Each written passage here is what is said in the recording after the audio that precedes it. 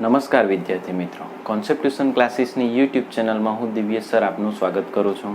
તો વિદ્યાર્થીઓ, આજે આપણે સેકન્ડ ચેપ્ટરના જે ઇમ્પોર્ટન્ટ એક્ઝામ્પલ છે તે જોવાના છે. તો ખાસ ધ્યાન આપજો. આજનો જે વિડીયો જે છે તેમાં જે એક્ઝામ્પલ છે તે પરીક્ષામાં પૂછાઈ શકે તેવા જ છે, બરાબર? એટલે રિલેટેડ જે છે તે આપણે એક્ઝામ્પલ કરવાના છે. તો જોઈએ, આજનો 2 વાર વિડીયો જોવો પડે તો 2 વાર જોજો, પણ ખાસ મોસ્ટ ઇમ્પોર્ટન્ટ દાખલા છે તો ધ્યાન આપીને વિડીયો જો. તો એક રકમ છે, તમારો સ્વાધ્યાયનો 42મો દાખલો 42, કે દળ ક્રમાંક 81 વાળું, એટલે એનો દળ ક્રમાંક કેટલો છે? 81 વાળું તત્વ પ્રોટોનની સરખામણીમાં 31.7% વધુ ન્યુટ્રોન ધરાવે છે. એટલે એની અંદર વધારે કોણ છે?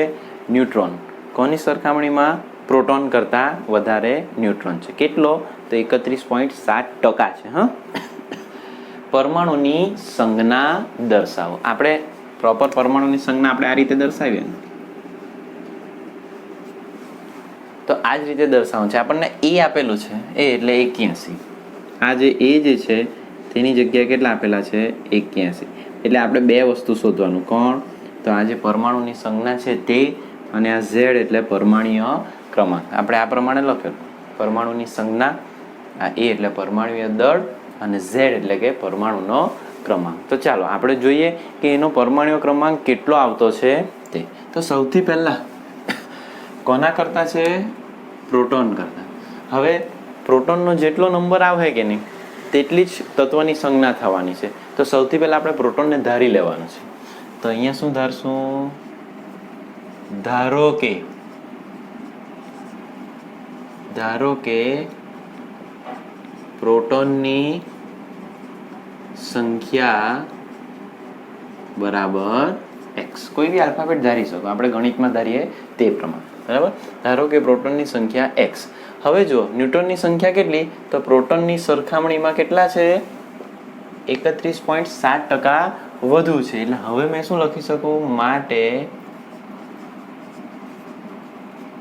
ન્યુટ્રોનની સંખ્યા બરાબર કેટલા થશે? પ્રોટોન કરતા 31.7% વધુ ન્યુટ્રોન. મારી પાસે જો રમેશ અને મહેશ 2 જણા છે. રમેશ પાસે 5 લખોટી છે અને મહેશ પાસે રમેશ કરતાં 2 લખોટી વધારે છે. તો આપણે એને કેવી રીતે મેળવી શકીએ? તો મહેશ પાસેની લખોટી બરાબર 5, એટલે રમેશ પાસે છે તે વત્તા 2, એટલે કેટલી થશે? 7 થવાની કે નહીં? તો એ જ પ્રમાણેનું આ કે ન્યુટ્રોનની સંખ્યા કેટલી? તો પ્રોટોનની સરખામણીમાં પ્રોટોન જેટલી તો લખવાની જ. પ્રોટોનની કેટલી છે? x વત્તા ઉમેરવાના. કેટલા વધારે છે? તો 31.7%. પ્રોટોનની સરખામણીમાં 31.7%. એ ટકા કોના પરથી નીકળશે? x પરથી. એટલે અહીંયા મેં ખાલી સમજ પડે એટલે લખું x ના 31.7%. ખ્યાલ આવશે કે પહેલું શું લખી દેવાનું? પ્રોટોનની સંખ્યા વત્તા પ્રોટોનના કેટલા ટકા લખવાના? 31.7%. હવે ગણતરી કરીએ તો આ થઈ ગયો x. હવે આના આટલા ટકા, એટલે આપણે આ લખી શકીએ નાની જગ્યાએ ગુણાકાર. 31.7%ની જગ્યાએ કેટલા લખી દેવાના? 100 લખી દેવાય આ રીતે, બરાબર? હવે આ ભાગાકાર કરી નાખીએ. x વત્તા આ x, આ તો ગુણાકાર જ છે. કેટલા થઈ જવાના? આ દશાંશ સ્થળ અહીંયા છેદમાં 2 મીંડા, એટલે દશાંશ સ્થળ 2 સ્થળ આ બાજુ ખસી જાય. અથવા તો કેલ્સી પર કરવાનું. 31.7 ભાગ્યા 100, એટલે આ જવાબ આવશે 0.317. તેના ગુણ્યા કોણ છે? x છે. માટે આ કેટલા થવાના?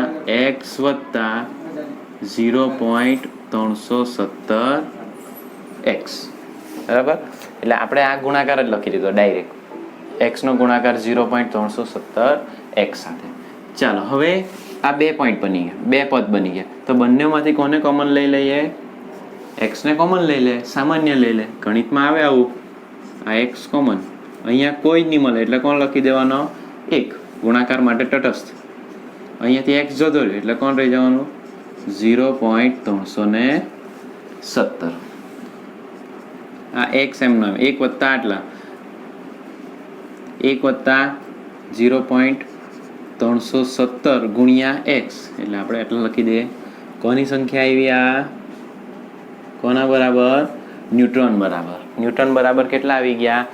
1.317 એક્સ. હવે આપણે શું મેળવવાનું છે? ઝેડ મેળવવાનો છે. આપણને શું ખબર છે? એ. તો આ એ માટેનું એક સૂત્ર છે આપણી પાસે, પરમાણુય દળ બરાબર પ્રોટોનની સંખ્યા વત્તા ન્યુટ્રોનની સંખ્યા. પ્રોટોનની સંખ્યા કેટલી આપણે ધારેલી છે? એક્સ. અને ન્યુટ્રોનની સંખ્યા આપણે જે મેળવી છે તેના પરથી આપણને ખબર પડી જશે. બરાબર? તો આપણે એ સૂત્ર મારીએ. હવે A is equal to P plus N. A એટલે પરમાણુય દળ, પી એટલે પ્રોટોનની સંખ્યા અને એન એટલે કે ન્યુટ્રોનની સંખ્યા. ચાલો, પ્રોટોન એક્સ, ન્યુટ્રોન આપણે કેટલા મેળવ્યા? 1+317 એક્સ. આ એ એટલે પરમાણુય દળ જે આપણને આપેલા છે રકમમાં. કેટલા આપેલા છે? 81. માટે 81 બરાબર એક્સ કોમન લેવાનો, પાછો અહીંયા 1 રહી જવાનો, 1.137 માટે 81 બરાબર આ 1 અને 1 2 થઈ જવાના, 2.317 એક્સ. માટે 81 ભાગ્યા આટલા 2.317 બરાબર શું આવી જવાનું? એક્સ. માટે એક્સ બરાબર 81 છેદમાં 2.317 કરી દઈએ. 81 ભાગ્યા 2.317 34.95. 34.95 આના બરાબર આપણે કેટલા લઈ લેવાના? 35. કેટલા આવશે આ? 34.95 એટલે આપણે કેટલા લઈ લેવાના? 35. રાઉન્ડ ઓફ કરીએ એટલે 35. આ એક્સ તો શું છે? પ્રોટોનની સંખ્યા. એટલે 35 નંબરનું તત્વ આપણને ખબર પડી ગઈ કે તેની અંદર 35 પ્રોટોન છે. માટે ઝેડ બરાબર 35 એના બરાબર તો કોની સંજ્ઞા થઈ જવાની? આ યાદ રાખવાનું. કોની સંજ્ઞા છે? બ્રોમિન. બ્રોમિનની સંજ્ઞા કયા નંબરનું તત્વ છે? 35 નંબરનું. બરાબર? એટલે આપણું તત્વ જે એક્સ જે છે તે કોણ આવી ગયું? Br. માટે અહીંયા આપણે લખીએ તત્વની સંજ્ઞા બરાબર કોણ આવવાનું? આ Br. ઉપર તો આપણો પરમાણુ દળ ક્રમાંક આપેલો છે તે 81, નીચે તેનો પ્રોટોનની સંખ્યા. પ્રોટોનની સંખ્યા કેટલી છે? 35. આટલું મેળવવાનું છે. એટલે આ પ્રમાણે આપણે ગણતરી કરવા પડશે. એકદમ સિમ્પલ છે. ખાલી પહેલાં શું કરવાનું? ટકાવાળું જે છે તે મેળવી લેવાનું. ન્યૂટનની સંખ્યા. ન્યૂટનની સંખ્યા મળી જાય ને એટલે આ જ સૂત્ર વાપરી જ દેવાનું. કેમ? તો પ્રોટોન બરાબર આપણે શું ધારેલા છે? એક્સ જ ધારેલા છે. બરાબર? એટલે આપણે મેળવવાનું કોણ છે મેન?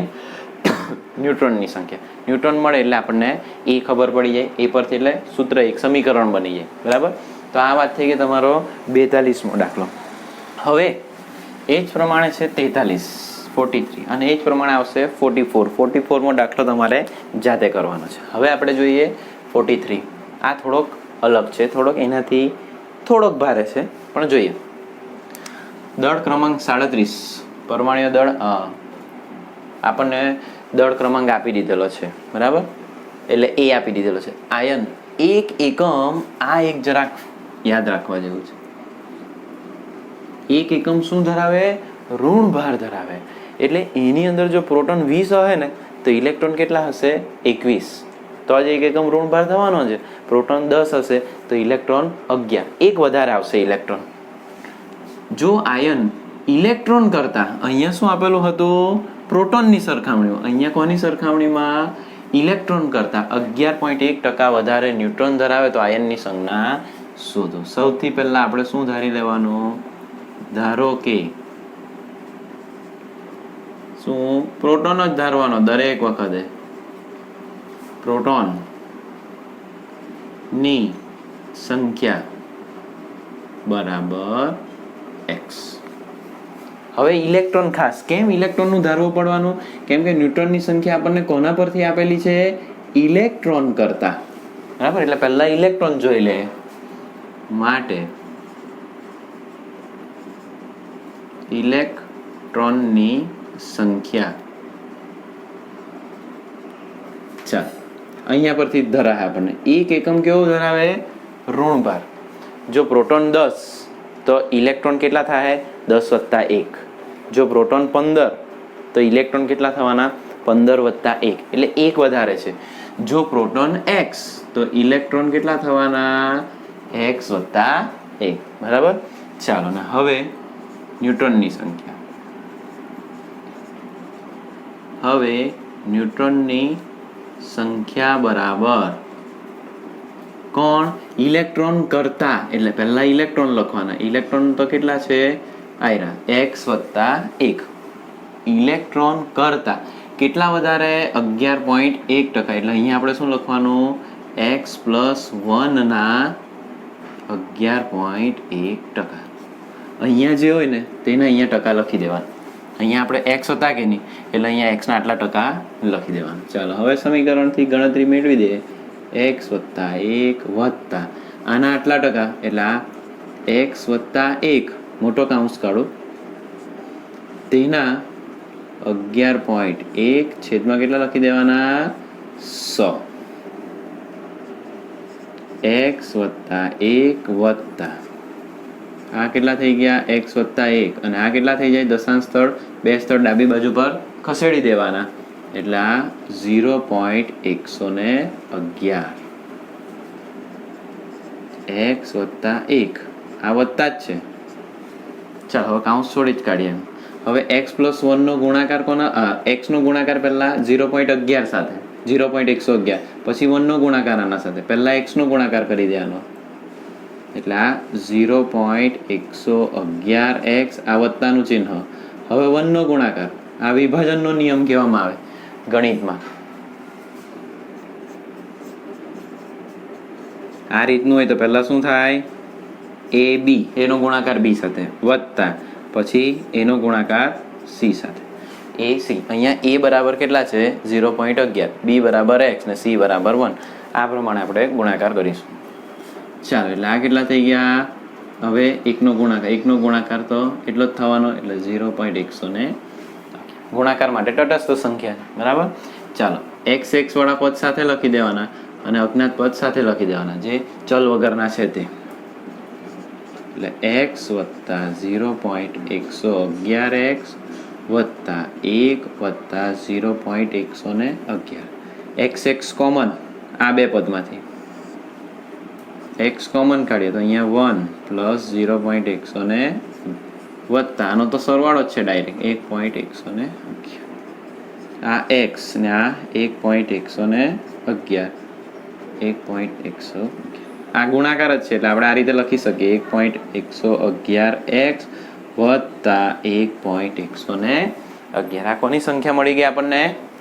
ન્યુટનની સંખ્યા મળી ગઈ. બરાબર. હવે તો આપણે શું લખી દેવાનું? a બરાબર, હવે a બરાબર p પ્લસ n. ચાલો p બરાબર કેટલા છે? પ્રોટોનની સંખ્યા x છે, x, અને n ની સંખ્યા 1.111x વત્તા 1.111. આ બે સરખા છે. x કોમન કાઢી લઈએ. એક a ની વેલ્યુ લખી દઈએ, કેટલી છે? 37. માટે 37 બરાબર x કોમન, આ 1 પ્લસ 1.111, આ પ્લસ 1.111. ચાલો એક વત્તા આટલા એટલે 2 થઈ જશે. 37 બરાબર આ ડાયરેક્ટ લખી દઉં 2.111x, આ x ગુણાકાર છે, વત્તા 1.111. ચાલો આપણે કોને મેળવવાનો છે? x ને. બરાબર. એટલે આ સરવાળામાં છે તે આ બાજુ બાદબાકીમાં આવી જશે, ને આ ગુણાકારમાં છે તે ભાગાકારમાં આવશે. પહેલા આપણે આ સરવાળાવાળું કરી દઈએ. માટે પહેલા શું થશે? 37 ઓછા 1.111 બરાબર 2.111x. 37 માંથી 1.111 કાઢી નાખીએ, એટલે 35.889 35.889 ઇઝ ઇક્વલ ટુ 2.11 એક્સ. આપણને તો એક્સ જોઈએ એટલે આ 2.111 આના ભાગાકારમાં લખી દઈએ. કરી જ દેવું. જવાબ મેળવી લો પહેલાં. 2.117 35.889 divided by 2.111 is equal to x is equal to કેટલા આવ્યા છે 17. તો 17 બરાબર શું આવ્યું પ્રોટોનની સંખ્યા. 17 નંબરનું તત્વ તો ક્લોરીન આવશે. સો મે એ સી ફો સ ક એટલે ક્લોરીન બરાબર. તો ક્લોરીન આવી ગયું. એટલે આપણે લખીએ હવે તત્વની સંજ્ઞા. તત્વની સંજ્ઞા બરાબર પહેલા શું લખી દેવાનું 17 Cl અહીંયા 17 અને દળ ક્રમાંક કેટલો છે 37 બરાબર. જો આટલું લખો તો આની અંદર ખબર પડી જાય કે પ્રોટોન કેટલા છે 17 છે બરાબર. સંજ્ઞા છે Cl એટલે 17 એટલે Cl જ આવવાની. દળ ક્રમાંક કેટલો છે 37. પણ અહીંયા આટલું જ લખો ને તો ઇલેક્ટ્રોન પણ કેટલા થઈ જાય 17 જ થઈ જાય કે નહીં બરાબર. આ તો તટસ્થ બતાવ્યો પણ અહીંયા આપણને શું કીધું એક એકમ કયો ધરાવે ઋણ ભાર ધરાવે બરાબર. એટલે આપણે અહીંયા શું લખવાનું માઇનસ. હવે ઇલેક્ટ્રોન કેટલા થઈ ગયા 18 થઈ ગયા અને પ્રોટોન કેટલા થઈ ગયા 17 બરાબર. એટલે આ ઇમ્પોર્ટન્ટ દાખલા. હવે બીજો એક દાખલો જે તમારે હોમવર્કમાં કરવાનો છે. તમને સાઇટ પર થોડીક હિન્ટ આપી દેવ એમ. તો જો રકમ આ રીતેની છે. દળ ક્રમાંક 37 ની છે ને તેની જગ્યાએ આવશે 56. દળ ક્રમાંક કેટલો છે 56. આયન એક એકમ ઋણભાર ધરાવે ને તેની જગ્યાએ 3 એકમ ધનભાર ધરાવે. 3 એકમ ધનભાર એનો અર્થ એ કે પ્રોટોનની સંખ્યા કેટલી વધારે છે 3 વધારે છે. જો પ્રોટોન બરાબર આપણે કેટલા ધારીએ x. પ્રોટોન વધારે છે ઇલેક્ટ્રોન કરતા બરાબર. ઇલેક્ટ્રોન કરતા પ્રોટોન વધારે કેટલા 3 વધારે. પ્રોટોન જો 15 તો ઇલેક્ટ્રોન કેટલા આવશે 12 થવાના ને. કઈ રીતે તો 15 ઓછા 3. કેમ તો 3 એકમ ઓછા છે ને એટલે ઓછા કરવા પડે. જો પ્રોટોન 10 તો ઇલેક્ટ્રોન 10 ઓછા 3 એટલે કેટલા આવશે 7. જો પ્રોટોન x તો ઇલેક્ટ્રોન કેટલા આવશે x ઓછા 3 બરાબર. આ ઇલેક્ટ્રોન મળી ગયો અહીંયા. પ્રોટોન બરાબર x ધારશું ઇલેક્ટ્રોન કેટલા આવશે x ઓછા 3 અને તે આયન ઇલેક્ટ્રોન કરતા 11.1% છે ને તે ટકા આવતા છે આપણા કઈ 30.4% ન્યુટ્રોન વધારે છે. એટલે ન્યુટ્રોનનું મેં તમને અહીંયા બતાવી દઉં. ન્યુટ્રોનની સંખ્યા આપણી કેટલી આવશે તો ઇલેક્ટ્રોન એટલે કે x ઓછા 3 અને x ઓછા 3 ના કેટલા ટકા આવે 30.4% જેટલા. એટલે આવું કંઈ કરજો એમ. આ 30.4 એટલે x ઓછા 3 ને અહીંયા કેટલા થઈ જશે ટકા એટલે અહીંયા છેદમાં 100 એટલે 0.304. પછી આ ગુણાકાર કરવાનો આવશે આનો ને આનો. તે પ્રમાણે આપણને કોણ મળશે ન્યુટ્રોનની સંખ્યા. ન્યુટ્રોનની સંખ્યા મળી જાય પછી તો આવું જ કરવાનું બરાબર. અને જે સંજ્ઞા આવશે ને માની લો કે કોઈ બી અહીંયા એક સંજ્ઞા આવી. હા અહીંયા ઉપર પરમાણુ દર આપણે કેટલો લખવાનો છે 56. અહીંયા તમારા પ્રોટોનની સંખ્યા માની લો કે 20 આવી નથી આવતી પણ આપણે કેટલી માનવાની છે 20. હવે તે તો શું ધરાવે 3 એકમ ધનભાર. તમારો ચોપડીનો છે ને 44મો દાખલો તો આ તમારે હોમવર્કમાં કરવાનો છે. તે રકમ જોઈ લેજો જરાક. આજે મેં કરેલું છે તે બરાબર. 3 એકમ ધનભાર ધરાવે એટલે જે આવે ને વત્તા કેટલા કરી દેવાના 3. અહીંયા આપણો પ્રોટોનની સંખ્યા જે આવે તે લખવાની પણ વત્તા કેટલા કરી દેવાના 3. વત્તા 3 એટલે 3 ઇલેક્ટ્રોન એનામાં ઓછા છે 3 પ્રોટોન વધારે છે બરાબર. 3 ઇલેક્ટ્રોન એને આપી દીધા છે એટલે વત્તા બની બરાબર. એટલે તમારે 44મો જે દાખલો છે તે હોમવર્કમાં કરવાનો અને ના સમજ પડે તો પછી મને પૂછી લેજો બરાબર. એટલે હવે તમારું જે સ્વાધ્યાયના જે આપણા ઇમ્પોર્ટન્ટ દાખલા હતા ને તે કમ્પ્લીટ કરી દીધા છે મેં. સ્વાધ્યાય ચેપ્ટર 2ના જે આપણે ચલાવ્યું તેના સ્વાધ્યાયના દાખલા આપણે કમ્પ્લીટ કરી દીધા.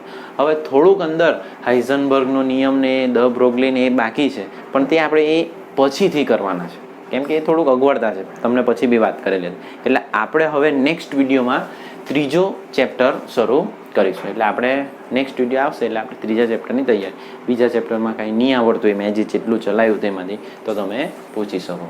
બરાબર. થેન્ક યુ વિદ્યાર્થી મિત્રો.